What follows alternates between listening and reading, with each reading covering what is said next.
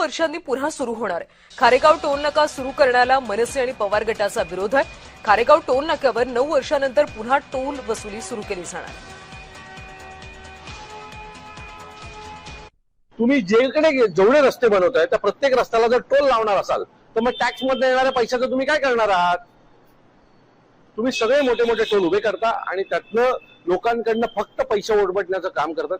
Kharegaon toll नाका बनण्यास आमचा विरोध आहे।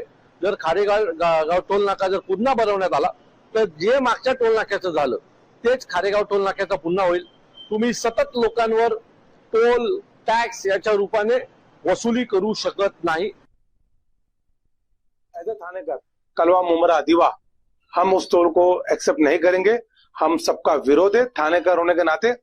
भले ही मुरुन शेख नाके पे एक टोल है हैवी व्हीकल्स के लिए, लेकिन है तो टोल ना, तो ये टोल नाका हम गांव वालों को कतई बर्दाश्त नहीं है। हम प्रशासन सरकार से ये निवेदन करेंगे कि इस टोल को ना लाया जाए।